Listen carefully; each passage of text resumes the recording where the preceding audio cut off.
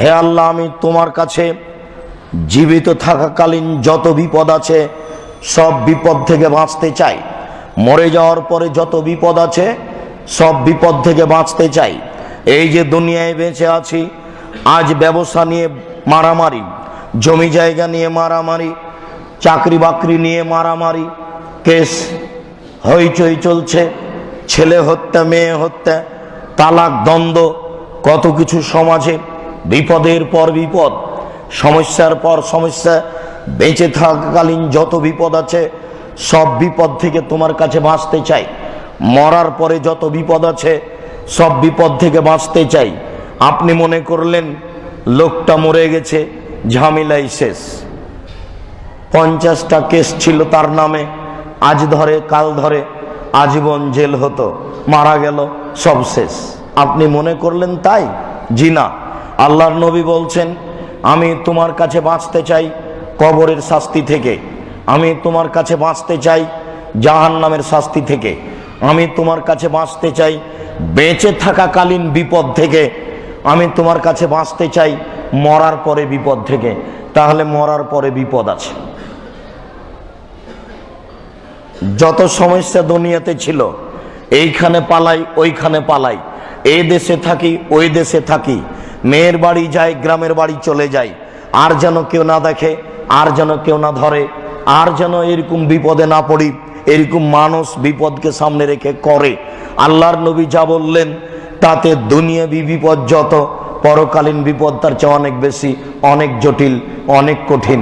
তাই তিনি সর্বদা এই 4টে জিনিস থেকে বাঁচতে চাইতেন, দোয়া করতেন। আয়েশা রাদিয়াল্লাহু তাআলা আনহা বলেন, রাসূল সাল্লাল্লাহু আলাইহি ওয়াসাল্লাম বলতেন, সালাম ফিরার পূর্বে, যেটাকে আমরা দোয়ায়ে মাসুরা বলে জানি, প্রথমে আত্তাহিয়াত, তারপরে হলো দুরুদ, তারপরে দোয়ায়ে মাসুরা, মানে আল্লাহর নবী থেকে বর্ণিত। আমরা 2টা অংশের একটা অংশ এইভাবে বলি, আল্লাহুম্মা ইন্নী যালামতু নাফসি যুলমান কাসীরা, হে আল্লাহ, আমার জীবনে খুব পাপ করেছি, ফাগফিরলি, তুমি আমাকে মাফ করো, মাগফিরাতাম মিন ইনদিক, ক্ষমা তোমার পক্ষ থেকে হয়ে থাকে, ওয়ারহামনি, তুমি আমার প্রতি দয়া করো, ইন্নাকা আনতাল গাফুরুর রাহিম, তুমি যে দয়াশীল, তুমি যে ক্ষমাশীল, তুমি দয়া না করলে, তুমি ক্ষমা না করলে কে ক্ষমা করবে। তারপরে বলি, আল্লাহুম্মা ইন্নী আউযু বিকা মিন আযাবি জাহান্নাম, হে আল্লাহ, তোমার কাছে পরিত্রাণ চাই জাহান্নামের শাস্তি থেকে, ওয়া আউযু বিকা মিন আযাবিল কবর, তোমার কাছে বাঁচতে চাই কবরের শাস্তি থেকে, ওয়া আউযু বিকা মিন ফিতনাতিল মাসিহিদ দাজ্জাল, তোমার কাছে বাঁচতে চাই দাজ্জালের ফিতনা থেকে, ওয়া আউযু বিকা মিনাল মা'সামি ওয়াল মাগরাম, তোমার কাছে বাঁচতে চাই বড় পাপ থেকে, তোমার কাছে বাঁচতে চাই ঋণ থেকে। ঋণ কোনোদিন এই কথা বুঝেন কিনা? কে আপনাকে বুঝালো? ক্ষমতা থাকলেই ব্যাংক থেকে কোটি টাকা উঠিয়ে ব্যবসা করতে হবে? জি না। ঋণ নিয়ে কোটি টাকার ব্যবসা করবেন না কখনো। আপনি ব্যবসা শুরু করেন চকলেট থেকে, চকলেট থেকে ব্যবসা শুরু করে ঢাকা শহরে একদিন কোটি কোটি টাকার ব্যবসা করেন। যে ব্যবসা হবে এই শহরে সবচেয়ে উন্নত মানের, সবচেয়ে বেশি পয়সার, যার সূচনা ছিল চকলেট, এটাই ঠিক।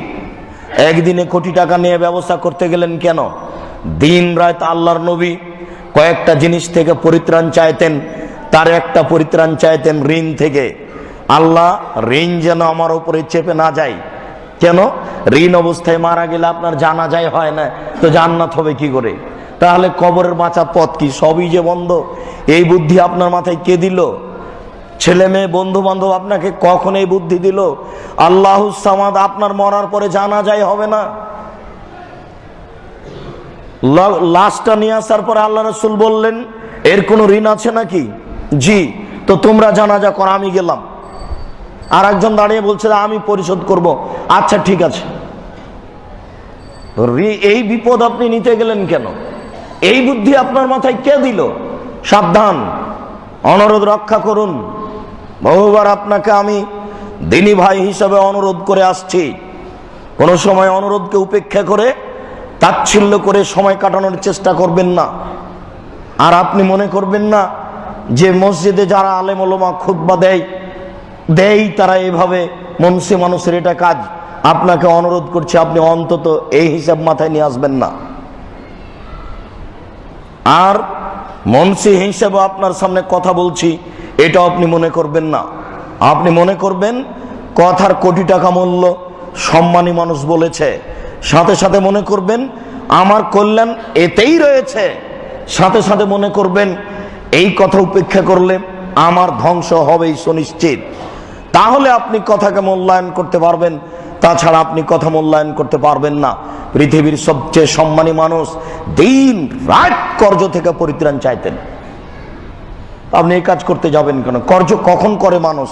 যখন ছেলেমেয়ের মুখের দিকে তাকিয়ে আছে, দিন চলে গেল, সকাল থেকে কিছু খায়নি, ছেলে মেয়ে আমার অনাহারে, তখন আপনি কর্জের জন্য, ঋণের জন্য বের হবেন।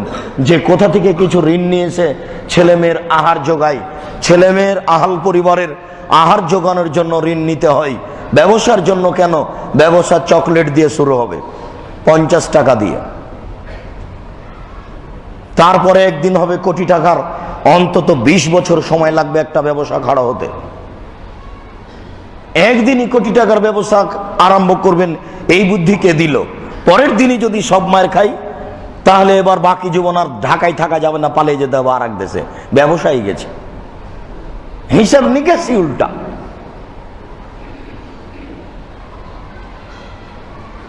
আয়েশা রাদিয়াল্লাহু তাআলা আনহা বলেন, জাত ইহুদিয়াতুন ফাস্তাত আমাতালা বাবি, একজন ইহুদি মহিলা আমার দরজায় এসে খেতে চাইলো।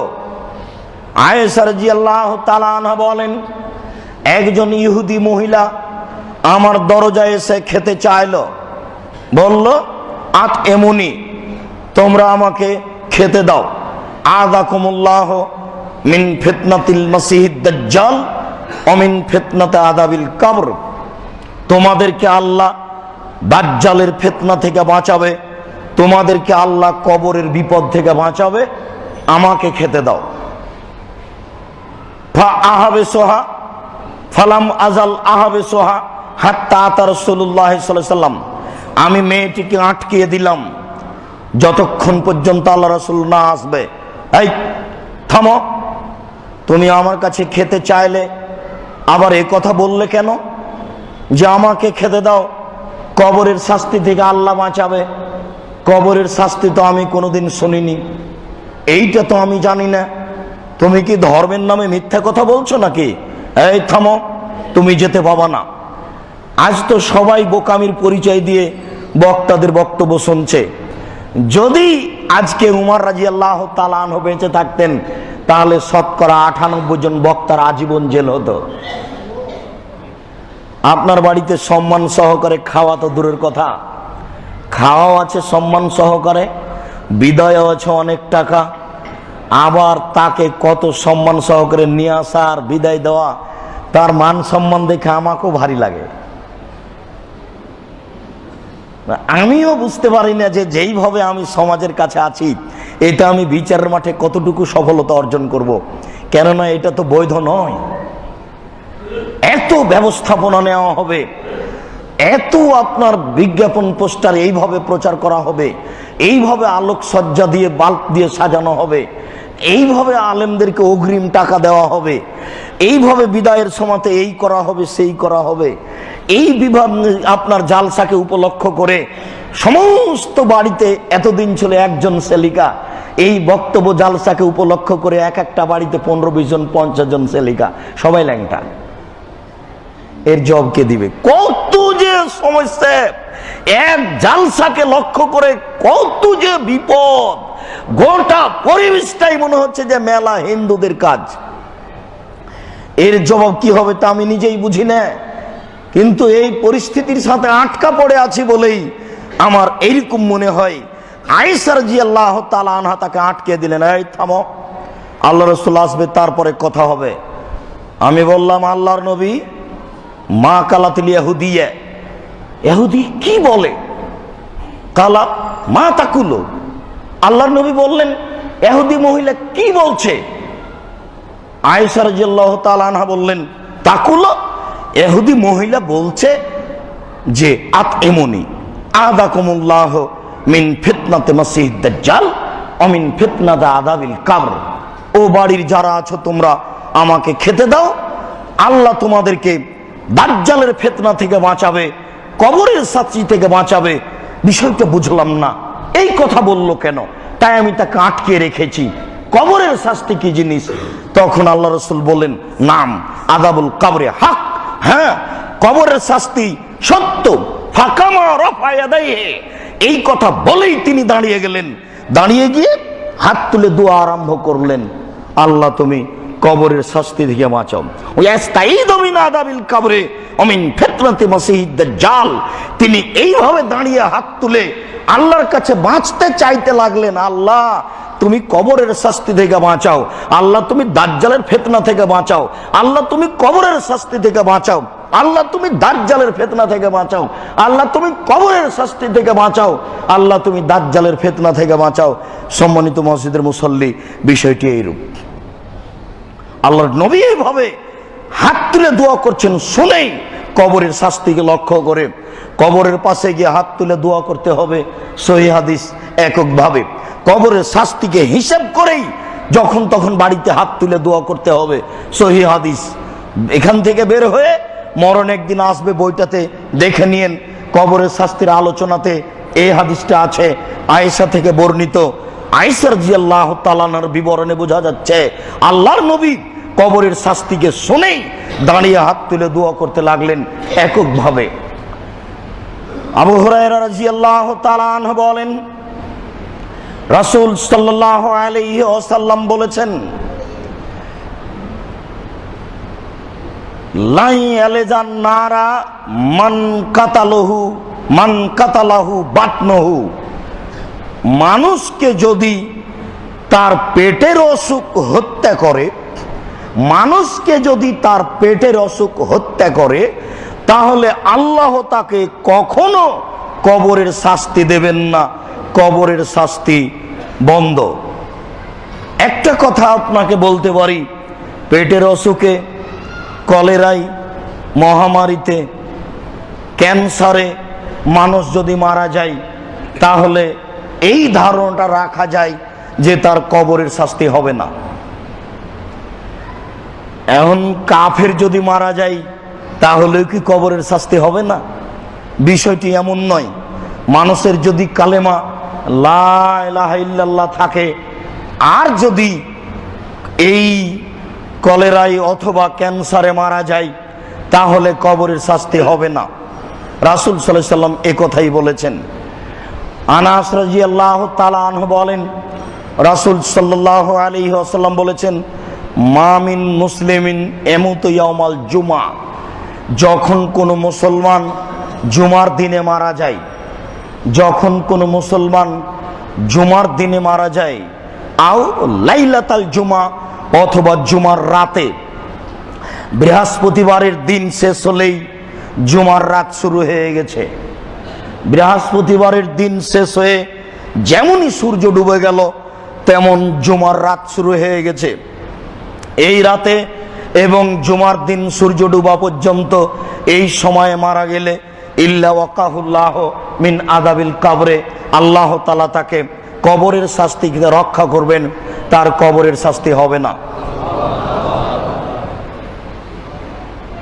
আনাস রাদিয়াল্লাহু তাআলা আনহু বলেন, রাসূল সাল্লাল্লাহু আলাইহি সাল্লাম বলেছেন, লিশাহিদে ইনদাল্লাহে সিত্তু খিসালিন। যারা শহীদ হয় আল্লাহর রাস্তায়, তাদের জন্য 6টি সুবিধা রয়েছে। যারা আল্লাহর রাস্তায় শহীদ হয়, তাদের জন্য 6টা সুবিধা রয়েছে। এক, ইগফারু ফি আউয়ালে দাফাতিন। শহীদ হওয়ার সাথে সাথেই তার সব পাপ ক্ষমা। ওয়া ইয়া মাকাদহু ফিল জান্নাহ।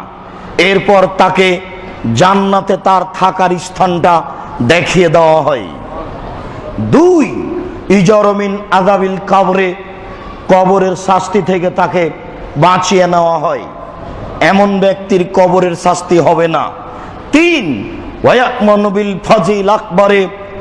এমন ব্যক্তির কিয়ামতের মাঠে কোনো সমস্যা হবে না, এমন ব্যক্তির কিয়ামতের মাঠে কোনো সমস্যা হবে না।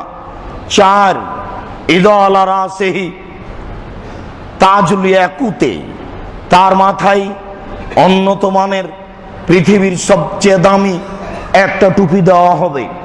5 ইজাওয়াজহু ইসনাইনে ওয়া সাবিনা মাররা মিনাল হুরাইন, 72 জন জান্নাতের মেয়ের সাথে বিবাহ দেওয়া হবে। 6 ইসাফাউ ফি সাবিনা মিন আকরিবাইহি, 70 জন মানুষকে সুপারিশ করে জান্নাতে নিয়ে যেতে পারবে যদি মানুষটি সত্যই আল্লাহর পথে শহীদ হয়। সে যদি সত্যই আল্লাহর পথে শহীদ হয় তাহলে তার 6টি সুযোগ রয়েছে। তার একটি সুযোগ হচ্ছে তার কবরের শাস্তি হবে না। সম্মানিত মসজিদের মুসল্লি, বিষয়টি বুঝে কবরের শাস্তি থেকে বেঁচে থাকার চেষ্টা করুন। আল্লাহ আমাদের রক্ষা করুক। আল্লাহুম্মা আমিন। আল্লাহুম্মা সাল্লি আলাইহি, আল্লাহুম্মা বারিক আলাইহি। আলহামদুলিল্লাহ ওয়াহদা, আসসালাতু আসসালামু আলা মান লা নাবিয়্যা বাদা। মান লা নাবিয়্যা বাদা। আসমা বিনতে আবি বকর রাদিয়াল্লাহু তাআলা আনহা বলেন, রাসূল সাল্লাল্লাহু আলাইহি সাল্লাম একদিন কবরের শাস্তির কথা আলোচনা করলেন। আলোচনা করতে গিয়ে তিনি আলোচনা করলেন ও ইফতানো ফি আদাবিল কবরে আলমারো, মানুষকে কবরে বিপদে ফেলা হবে। তিনি আলোচনা করতে গিয়ে বললেন মানুষকে কবরে বিপদে ফেলা হবে। যেমনি এই কথা বললেন ফা জাজ্জাল মুসলিমুনা জাজ্জাতান, মানুষেরা একবারে হইচই করে কান্নাকাটি করতে লাগলো কবরের শাস্তির বিপদের কথা শুনে, কবরের শাস্তির কথা শুনে। আমরা কবরের শাস্তির ব্যাপারে কোনো সময় কান্নাকাটি করি না, কোনো সময় ভয় ভীতি মনে নিয়ে আসি না, অথচ দিনরাত ভাবা উচিত আমার কবরে কি হবে, জাহান্নামে কি হবে, আমি কবরে কি উত্তর দিব, কেমন করে আমি থাকব, এই বিষয়টি নিয়ে ভাবা উচিত। কেউ ভাবে না। আবু হুরায়রা রাদিয়াল্লাহু তাআলা আনহু বলেন, রাসূল সাল্লাল্লাহু আলাইহি ওয়াসাল্লাম বললেন, ফাকসিরু যিকরা হাজিমিল লাজ্জাতিল মাউত, তোমরা মানুষের স্বাদকে যেই জিনিসটা কেটে দেয় এটা বেশি বেশি স্মরণ করো। পৃথিবীর মানুষ, তোমরা ওই জিনিসটা বেশি বেশি স্মরণ করো যেটা মানুষের জীবনের স্বাদকে কেটে দেয়। পৃথিবীর মানুষ, তোমরা ওই জিনিসটা বেশি বেশি স্মরণ করো যেটা মানুষের জীবনের স্বাদকে কেটে দেয়, সেটাই হলো মরণ। গরিব মানুষটা চাচ্ছে একটা ভ্যান ঠিক করব, 15 দিন পরে একটা ভ্যান কিনবো, হঠাৎ রাতে মাথায় মারা গেল, স্বাদ মিটে গেল। ধনী মানুষটা বলল এই বাড়িটা 10 তলা করে ভাড়া দিব, অনেক টাকা আসবে, হঠাৎ করে লোকটা মারা গেল, স্বাদ মিটে গেল। আল্লাহর নবী বলছেন ওই জিনিসটা বেশি বেশি স্মরণ করো যেটা মানুষের স্বাদকে কেটে দেয়, সেটাই হলো মরণ। আব্দুল্লাহ ইবনে আমর রাদিয়াল্লাহু তাআলা আনহু বলেন, রাসূল সাল্লাল্লাহু আলাইহি ওয়াসাল্লামের কাছে একজন লোক আসলো, মিনাল আনসার, আনসারদের মধ্যেকার একটা লোক আল্লাহ রাসূলের কাছে আসলো, এসে জিজ্ঞাসা করছে, আল্লাহর নবী, আইয়ুল মুমিনিনা আফজাল, বলেন তো কোন মুমিন সবচেয়ে ভালো মানুষ? আল্লাহ নবী বলেন তো মুমিন হিসাবে সবচেয়ে ভালো মানুষকে, কে ভালো ইমানদার মানুষ? তখন আল্লাহ রাসূল বললেন, আহসানুহুম খোলাকান, যার আচরণ ভালো সেই সবচেয়ে ভালো, যার আচরণ ভালো সেই সবচেয়ে ভালো। ওই যে একবার আপনাকে বলছিলাম, আল্লাহর নবীকে জিজ্ঞাসা করা হলো, আল্লাহ নবী বলেন তো নেকি কি জিনিস, পাপ কি জিনিস? আল্লাহ নবী বলেন তো নেকি কি জিনিস, পাপ কি জিনিস? তখন আল্লাহ রাসূল বললেন, নেকি হলো ভালো আচরণ, নেকি হলো ভালো আচরণ। ওই যে একদিন আল্লাহ রাসূল বললেন, আমি জিম্মেদারি নিব জান্নাত দেওয়ার জন্য ওই লোককে, যে লোক তর্ক করে না, আমি তাকে জান্নাতে একটা ঘর নিয়ে দিব। যে লোক মিথ্যা কথা বলে না, আমি তাকে জান্নাতের মাঝামাঝিতে একটা ঘর নিয়ে দিব। যে লোকটা আচরণ ভালো করলো, আমি তাকে জান্নাতুল ফেরদাউস নিয়ে দিব। এখন আনসারী জিজ্ঞাসা করলেন, আল্লাহ নবী বলেন তো কোন মুমিন ভালো মানুষ? তখন আল্লাহ রাসূল বললেন, যার আচরণ ভালো সেই সবচেয়ে ভালো মানুষ। তারপরে আনসারী জিজ্ঞাসা করলেন, এইবার বলেন তো আল্লাহর নবী, আইয়ুল মুসলিমিনা আকিয়াস, সবচেয়ে বুদ্ধিমান কে? এবার দেখেন কি উত্তর হয়। আল্লাহ রাসূল বলেন তো শুনি, সবচেয়ে বুদ্ধিমান কে? কাকে আমরা বলবো ওই লোকটা সবচেয়ে বুদ্ধিমান? তখন আল্লাহ রাসূল উত্তরে বললেন যে আকসারুহুম যিকরান লিল মউতে, যেই মরণকে বেশি বেশি স্মরণ করে সেই বুদ্ধিমান। মনে থাকবে না কথা? ইনশাআল্লাহ মনে থাকবে। সবচেয়ে ভালো মুমিনকে, যার আচরণ ভালো। সবচেয়ে বুদ্ধিমানকে, যে মরণকে বারবার স্মরণ করে সেই হলো বুদ্ধিমান। যে মরণকে বারবার স্মরণ করে সেই হলো বুদ্ধিমান। আব্দুল্লাহ ইবনে আব্বাস রাদিয়াল্লাহু তাআলা আনহু বলেন, মাররান নবী সাল্লাল্লাহু আলাইহি সাল্লাম বিকাবরাইনি ইয়াদাবানে, একদিন আল্লাহ রাসূল রাস্তায় হেঁটে যাচ্ছিলেন দুইটি কবরের পাশ দিয়ে, যেই কবরে শাস্তি হচ্ছিল। ফাকালা ইন্নাহুমা ইয়াদাবানে লা ইয়াদাবানে ফি কাবিরিন, তিনি বলেন, এই শোনো, এই কবর দুটিতে শাস্তি হচ্ছে, তবে বড় পাপের কারণে শাস্তি হচ্ছে না। এই শোনো সঙ্গী সাথী, এই কবর দুটিতে শাস্তি হচ্ছে, তবে বড় পাপের কারণে শাস্তি হচ্ছে না। আম্মা আহাদুহুমা, দুইটার একটিতে শাস্তি হচ্ছে, লা ইস্তাতারু মিনাল বাউলে, পেশাব থেকে বেঁচে থাকতো না, এই জন্য পেশাব ছিটে আসতো, এটা হিসাব করতো না। এখানে ওই কথাটা বলা আছে, ওই লোকটি মুনাফিক, যে লোকটি নেটে ছেড়ে দিয়েছে ওই বাক্যটি, যেই বাক্যটি এই দেখেন আব্দুর রাজ্জাক সাহেব বলছেন, মিথ্যুক এর কথা শুনবেন না। এ বলছে এক বালতি পেশাবখানায় পেশাবে কাপড় ভিজিয়ে সেই কাপড়টা গায়ে দিয়ে সালাত আদায় করলে কোনো সমস্যা নেই, সমস্যা নেই, এ কথাই ঠিক। তবে আমি মূলত এই কথা বলিনি, আমি বলতে চেয়েছি মানুষের পেশাব এত বিষাক্ত, মানুষের পেশাব এত ভয়াবহ যে এক ফোঁটা নয়, অর্ধ ফোঁটা একটু যদি ছিটে গায়ে লাগে আর সালাত হবে না, একটু যদি ছিটে কাপড়ে লাগে তাহলে আর সালাত হবে না। কবরের বেশিরভাগ শাস্তি হয়ে থাকে, মানুষ পেশাব থেকে বাঁচে না, এই জন্য পেশাবের বিষয়ে খুব সতর্ক সাবধান থাকা উচিত, এই কথাটা বলছিলাম। মূলত ওই কথা ছিল না, মানুষ এটা মুনাফিকি করে। এইসব মুনাফিকগুলির উচিত ছিল নিজে কিছু কোরআন হাদিস জাতির সামনে বলবে, আর একজনের কথাকে কোট করে আগে পিছে কেটে দিয়ে জাতিকে প্রতারণা দিবে। এদের কি হবে আল্লাহই ভালো জানেন। আমি বলি, আল্লাহ এরকম বোকা নিম্নমানের মানুষগুলিকে তুমি হেদায়েত করো।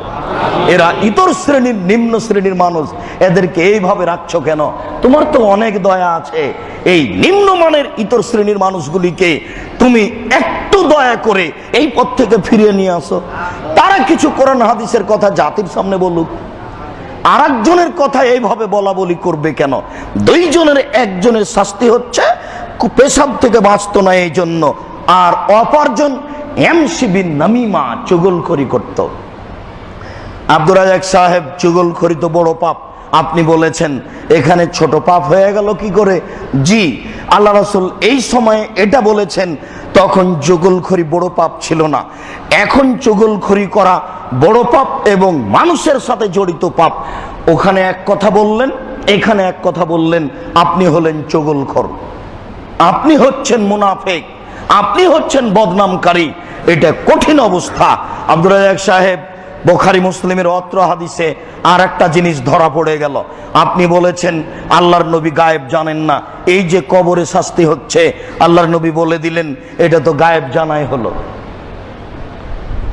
রাসূল সাল্লাল্লাহু আলাইহি সাল্লামকে ওই মুহূর্তে জানিয়ে দেওয়া হয়েছিল কবরের শাস্তির বিবরণটি, তাই তিনি বলেছিলেন, মুসলিম গ্রন্থে হুবাহু এই কথাই এসেছে।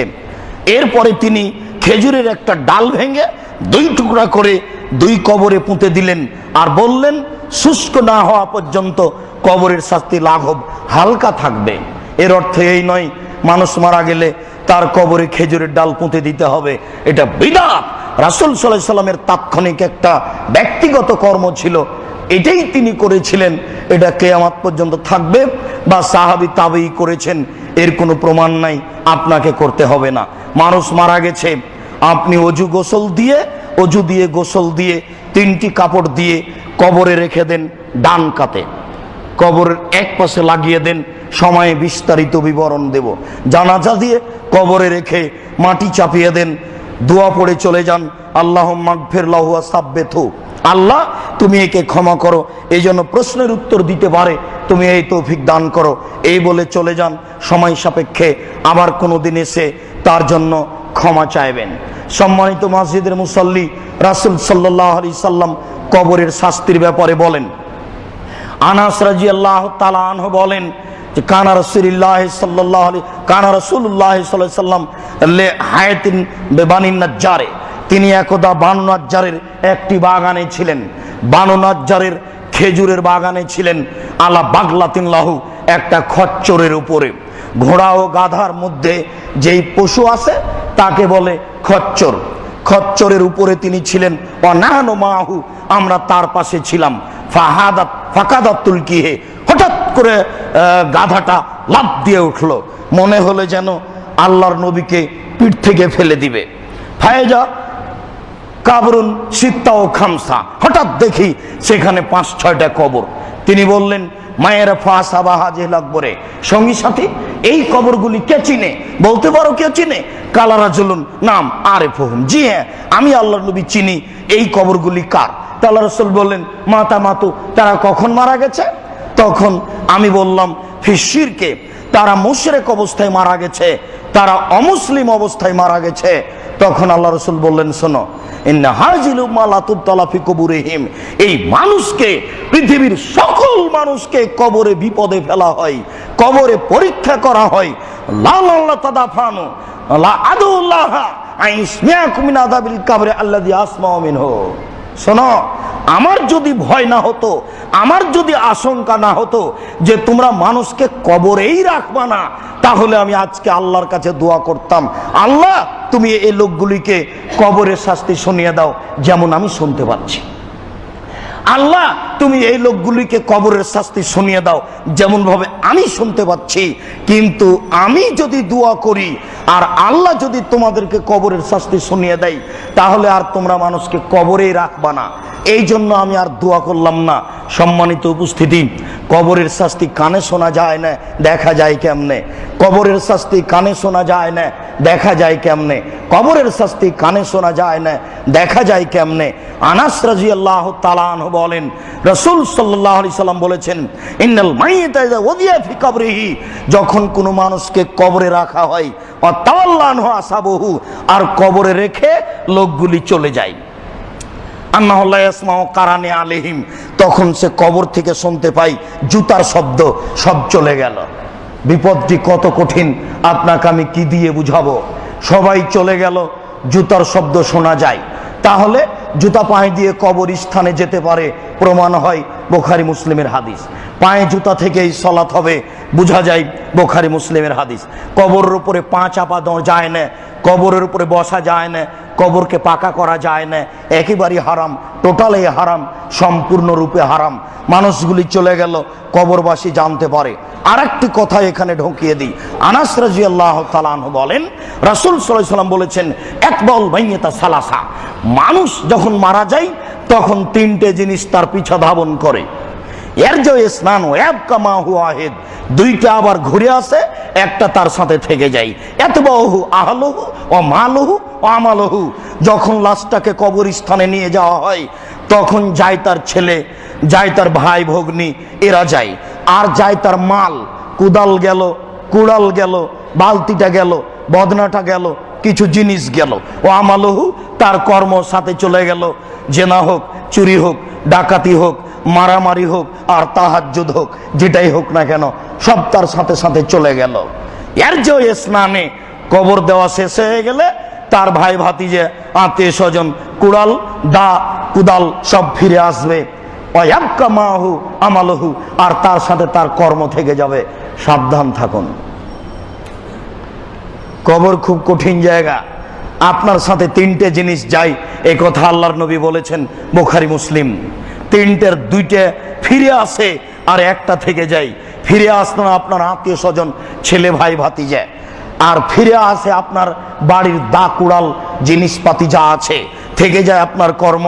আজ থেকেই নীতি পরিবর্তন করুন, কর্ম যেন পরিবর্তন না হয়। আপনাকে অনুরোধ করেছি, আপনার স্ত্রী আপনার মেয়েরকে ব্যাপারে সাবধান হয়ে যান। সামনে আসছে নষ্টা দিবস, 31st নাইটের মতো আরো দিবস আসছে। বিবাহ বাড়িতে লাগলে গোটা পরিবার যেন নষ্ট না হয়ে যায়। এইরকম এই ফেব্রুয়ারির তারিখ আসলে যেন গোটা পরিবারটা নষ্ট না হয়ে যায়, নষ্টা মেয়ের মতো যেন না হয়ে যায়। ওই পহিলা বৈশাখে ছেলে মেয়ে আহাল পরিবার যেন নষ্টা মেয়ের মতো না হয়ে যায়। খারাপ লাগে শুনতে, আমার কিছু করার নেই। এত বলি, মানেন না কেন? আপনি কি মনে করেন আমি না মেনেই সফল? আপনি তো পারেন, আমি পারি, আপনি তো পারেন। আজকেই বাড়িতে ঢুকে একেবারে 44 ধারা কারফিউ জারি করে দেবেন, হয়ে গেল কথা। এ কি দেশের উপরে চালাতে বলছি? আপনার নিজের পরিবারের উপরে। যেই পরিবার আপনার খায়, যেই পরিবার আপনার বাড়িতে থাকে, ঈদের আগের দিন ছেলে মেয়েকে 5000 টাকা দেন, 3 সেট 5 সেট কিনে দিতে হবে। ভালোই তো বাসেন ছেলে মেয়েকে, ভালোই তো বাসেন, ভালোবাসেন ছেলে মেয়েকে, খুব ভালোবাসতে হয়। কিন্তু এইভাবে কেন, এই নোংরামিতে নেমে যাবেন কেন? ভুল হিসাব, সিদ্ধান্ত পরিবর্তন করুন, জরুরি। সবাই চলে গেল, ফায়াতিহে মালাকানে, চলে যাওয়ার সাথে সাথে 2 জন ফেরেশতা চলে আসলো। 2 জনের একজন বলে, বলুন মনোহর রাজিল আলজে বৈশাখম, ওই ব্যক্তিকে, যেই ব্যক্তি আপনাদের কাছে পাঠানো হয়েছিল, হ্যাঁ তিনি হচ্ছেন মোহাম্মদ সাল্লাল্লাহু আলাইহি সাল্লাম। তখন তাকে বলা হবে, ওই যে দেখেন জাহান্নাম, ওইটা ছিল আগে, এইবার দেখেন জান্নাত, এইটা হলো পরে। যখন কালেমা পড়ে ইবাদত করতে লাগলেন তখন হলো এইটা, আর আগে ছিল ওইটা। জাহান্নাম আর জান্নাত দেখানো হয়। অমল মুনাফিকাল কাফের, যদি কবরবাসী হয় মুনাফিক কাফের, তখন বলে লাদির মানহর রাজুল একুলু মা একুলুন নাস, জি না আমি বলতে পারছি না সে যে কে, মোহাম্মদ যে কে আমি তা বলতে পারছি না। মানুষে যা বলতো আমিও তাই বলতাম। তাই এই কথা বলার সাথে সাথে ফায়াজের বোঝার বাতান, অপরজন যার হাতে লাঠি আছে সে মারতে আরম্ভ করে। এমন মায়ের দেয় ইয়াসি হোসায় হাতান, বাপরে মারে করে চিৎকার করে উঠে। ইয়াসমা মা বাইনাল মাশরিক ওয়াল মাগরিব ইল্লা সাকালাইন, সারা পৃথিবীর জীবজন্তু কীট পতঙ্গ পদার্থ জড় পদার্থ শুনতে পাই তার চিৎকার। এই যে কবরে লোকটা চিৎকার করছে, এখান থেকে 50,000 কোটি কিলোমিটার দূরে যা কিছু আছে সবই শুনতে পাই তার চিৎকার। আপনাকে আমি কি দিয়ে বুঝাই সে কত জোরে চিৎকার করে? কিন্তু মানুষ এবং জিন শুনতে পায় না, এ কথা আল্লাহর নবী বলেছেন। ওই যে গাধাটি লাফ দিয়ে উঠলো, মানে কবরের শাস্তি শুনতে পাই।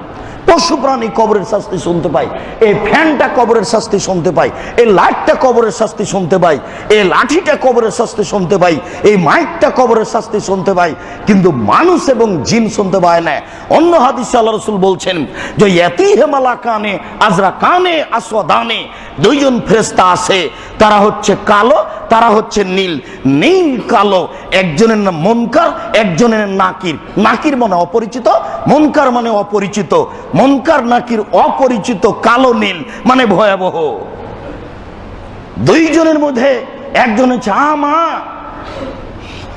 চোখে অন্ধ, কানে বধির। আসাম, কানে বধির, চোখে অন্ধ। যেই মারে সে কানে বধির, চোখে অন্ধ। সম্মানিত মসজিদের মুসল্লি, আপনাকে কি দিয়ে বুঝাই? যখনই মারে তখনই লোকটা বাপরে মারে করে চিৎকার করে উঠে, কিন্তু আল্লাহ তাকে এমন ভাবে পাঠান যে জোরে চিল্লাচ্ছে কি ধীরে চিল্লাচ্ছে ও কানে শোনে না। আর মারে তখন কোথায় যে মারছে সে নিজে দেখে না, দেখতে পায় না। মাথায় মারছে না গায়ে মারছে। আর যে মারে তার নাম ফেরেশতাও খায় না, তার পেশাব নাই, পায়খানা নাই। এই পুলিশটাকে বলা হয়েছে এই লোকটা আসামি, একে 50 লাঠি মারো। যেমন মারা শুরু করেছে, বাপরে মারে করে হাত পা ধরছে, তখন একটু থেমে গেল। তারা হাত পা ধরা দেখতে পাচ্ছে, চিৎকার দেখতে পাচ্ছে, একটু থেমে গেল। আবার এই লোকটা মানুষ, 50 লাঠি যদি মারে তো প্রথম লাঠি যত জোরে মেরেছে শেষ লাঠি তত জোরে মারতে পারবে না। কেন? ওর ভিতরে ক্লান্তি চলে এসেছে। যে মারে সে এমন ফেরেশতা, তার আকৃতি বিপজ্জনক, সে কানে শুনে না, চোখে দেখে না, সে কোথায় মারছে তা বুঝে না, কত জোরে চিৎকার করছে তা জানে না। প্রথম লাঠি যত জোরে মেরেছে, শেষ লাঠিও তত জোরে মারবে। এর নাম ফেরেশতা। সম্মানিত মসজিদের মুসল্লি, আপনাকে আমি কি দিয়ে বুঝাই? দুইজন কালো এবং নীল ফেরেশতা এসে বলে, বলো সেই ব্যক্তিকে। সে ব্যক্তি মোহাম্মদ। হ্যাঁ হ্যাঁ, আমরা জানি তুমি এটাই বলবে, নাম কানামতিল আরুসে। হ্যাঁ, তুমি এটাই বলবে, আমরা জানি। তখন কবরবাসী বলবে, ছেড়ে দেন, বাড়ি চলে যাব। ফাউখবেরহম, আজকে যেই ভালো অবস্থায় আছি এটা বাড়িতে সবকে বলে দেবো, স্ত্রী ছেলে মেয়েকে বলে দেবো।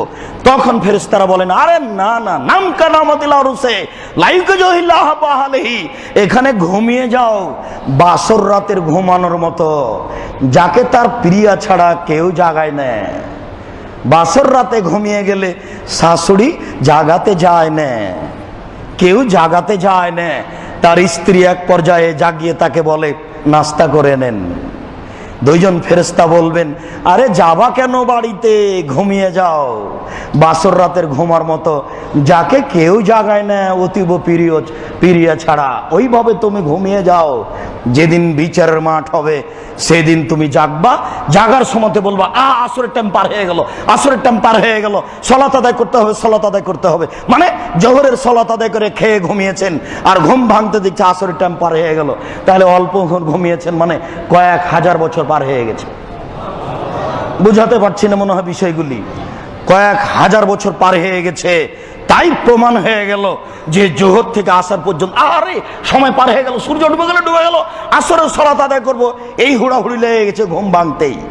তাই ভালো মানুষ অমল কাফের মুনাফিক, ও বলছে যে না না না, আমি তো চিনি না, সে মোহাম্মদ কে আমি জানি না। আমরা জানি তুমি এটাই বলবে, কাদ কুলতা তাকুল হাকাজা, এটাই বলবে, কথা জানি। এই টাইমে আলাইহিল আরজ, এই মাটি চেপে ধরো, মাটি দুই দিক থেকে চেপে ধরো। ওয়ায়ালতামায়াল আরজ, মাটি দুই দিক থেকে চেপে ধরবে। ওয়াক্তালে ফাজলাহু, একদিকের হাড় আর একদিকের হাড়ে ঢুকে একবারে চাপটা লেগে আঁটো হয়ে একবারে মাটির সাথে মিশে যাবে। আপনাকে আমি কি দিয়ে বুঝাই কবর কি জিনিস? এই কথার অর্থ এই নয় যে কবর দুই দিক থেকে চেপে জমা ধরে গেল, ও বুঝলো যে জমা ধরে গেল, না, বুঝাতে পারছি না। ও বুঝলো যে কবর আমাকে চেপে ধরে জমা ধরে গেল।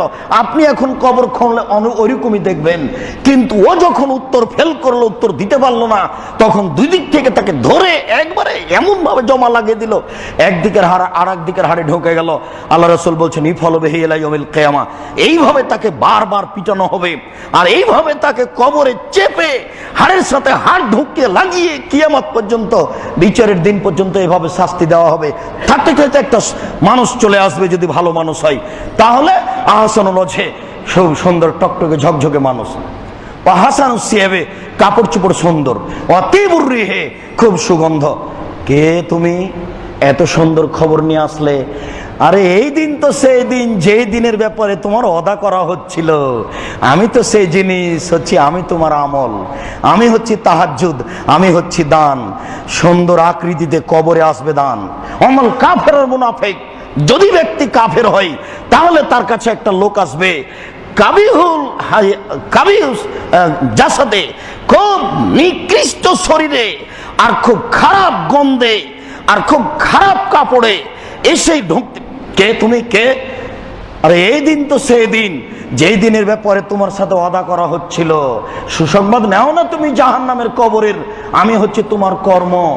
সম্মানিত মসজিদের মুসল্লি, পুরো জীবনের কর্ম কবরে আসবে মানুষের আকৃতিতে, খারাপ আকৃতিতে, খারাপ পোশাকে, দুর্গন্ধময় হয়ে।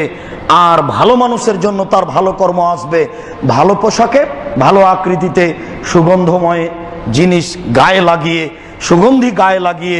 সম্মানিত মসজিদের মুসল্লি, মসজিদের খুতবায় সময় হতো বা দীর্ঘ হয়ে গেল, অন্যদিন আরো কবরের বিস্তারিত আলোচনা হবে।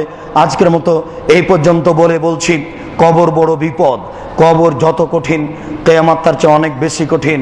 কিয়ামত যত কঠিন, জাহান্নাম তার চেয়ে অনেক অনেক অনেক বেশি কঠিন। কি দিয়ে বুঝে আপনাকে আমি কবর কত কঠিন? কবর থেকে বাঁচার জন্য রাসূল সাল্লাল্লাহু আলাইহি সাল্লাম সালাম ফেরার পূর্বে বলতেন, রব্বানা আতিনা ফিদ দুনিয়া হাসানাতাও ওয়া ফিল আখিরাতি হাসানাতাও ওয়া কিনা আযাবান নার। এই কবরের শাস্তি, জাহান্নামের শাস্তি থেকে বাঁচার জন্য আল্লাহ রাসূল ফজরের পরে, আপনার মাগরিবের পরে এই কবরের শাস্তি থেকে পরিত্রাণ চাইতেন। আপনারাও কবরের শাস্তি থেকে, জাহান্নামের শাস্তি থেকে বাঁচার জন্য দিন রাত পরিত্রাণ চান। বিশেষভাবে সালাম ফেরার পূর্বে ওই দোয়াটি পড়বেন, আল্লাহুম্মা ইন্নী আউযু বিকা মিন আযাবি জাহান্নাম ওয়া আউযু বিকা মিন আযাবিল কবর। আল্লাহ তুমি আমাদেরকে কবরের শাস্তি থেকে রক্ষা করো। আল্লাহ আমাদের যারা মারা গেছে তুমি তাদের কবরের শাস্তি মাফ করো। আমাদের উত্তরসূরি আত্মীয় স্বজন, খালা ফুফু, দাদা দাদি, তারা এখানে বসবাস করেছে, তারা মানুষ, তাদের ভুল ত্রুটি থাকতেই পারে। আমরা তাদের উত্তরসূরি হিসাবে আকুল আবেদন তোমার দরবারে করছি, তুমি তাদের কবরের শাস্তি মাফ করো। আল্লাহ আমাদের যারা বেঁচে আছে, বাড়িতে, হাসপাতালেও ও বাড়িতে অসুস্থ অবস্থায় আছে, তুমি তাদের আরোগ্য দান করো। আমরা যারা বেঁচে আছি তুমি তাদেরকে কবরের শাস্তি থেকে বাঁচানোর জন্য সুযোগ করে দাও, তৌফিক দান করো। আমরা জন্য দিন রাত কবরের শাস্তি থেকে, জাহান্নামের শাস্তি থেকে তোমার দরবারে প্রার্থনা করতে পারি, তুমি এই তৌফিক দান করো। এ দাবি, এ দাওয়া, এই দোয়া তোমার দরবারে রেখে আজকের জুমার খুতবা এখানে শেষ করলাম। সাল্লাল্লাহু আলাইহি ওয়াসাল্লাম।